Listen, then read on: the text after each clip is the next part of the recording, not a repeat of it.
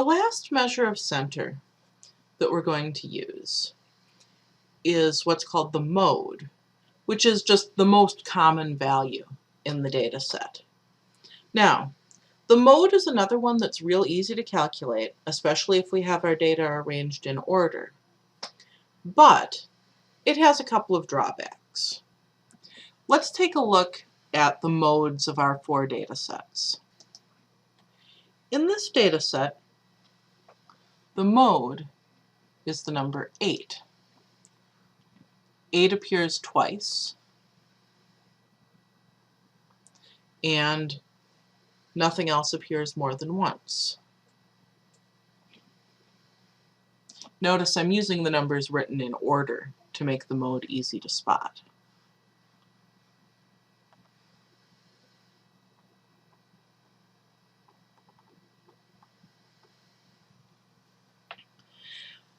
But, you know, that really doesn't feel like it's telling us that much about this data set, right? It looks like it's just more likely that we accidentally got 2 8-year-olds. There's no reason for us to think that 8 is actually more common than other ages. Nonetheless, we do have a mode in this data set, and it's 8. In data set 2, we have a really clear mode. Again, this is most common when the values are written in order. We can see that the number 15 shows up 4 times. And nothing else comes even close. Here, our mode is 15. And we might suspect that that's really telling us something, that 15 is the most common number of credits for full-time students in some meaningful way. Data set 3, let's take a look. In data set 3, all of the numbers are different. There's no number that shows up more than once. There's no number that shows up more than any other. If we have something like data set 3, we say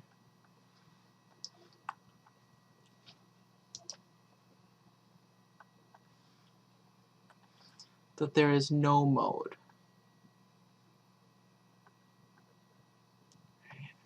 So we don't say the mode is everything. We don't just pick a random number. There's no mode. It's just not there. Now, there's something else that might happen that doesn't happen in any of our example data sets. Here's a quick additional data set. It doesn't represent anything. It's just there to serve as an example of a weird thing that can happen. And that is, notice that the number 3 shows up 4 times. And the number 8 also shows up 4 times. And that's more than anything else. In something like this, we have 2 different numbers that show up the same number of times, and both of those are more than anything else.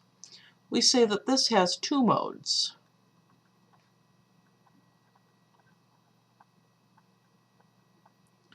Three and 8. So no mode, each number occurs the same number of times. Usually when that's happening, each number is only occurring once. 2 modes, 2 different numbers show up the same number of times, and it's the most common. We could, in theory, have 3 modes, 4 modes, 5 modes. Once you get up to 5 modes, you start to think maybe you have a coincidence, or you need to do some more sophisticated data analysis. So how do we find the mode? Well, the mode is the number that appears most often. We count how often each number appears, so it's frequency. If there's one number that appears most often, well, then that's the mode.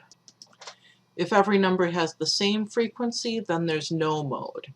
Again, usually when that happens, every number just shows up once.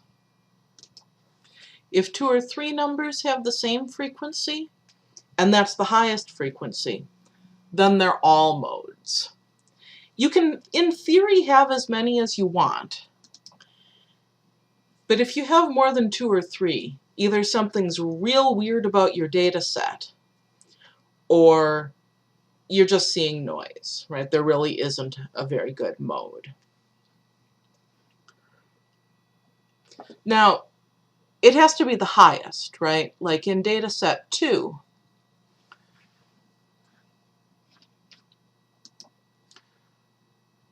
we have 2 12s, 2 13s, and 2 17s. Those are not the mode, because 15 shows up more often than any of them. So that's the mode. Unfortunately, there's no easy way to do the mode on the calculator. Fortunately, when we have large data sets, either they're not going to have a mode, they're going to be all different numbers, or they'll be given to us as a frequency table most of the time. At the end of this lecture, we're going to talk about how to calculate all this stuff from a frequency table. We'll do everything to data set 4. And that's going to make the mode super easy to find, as I bet you can already guess.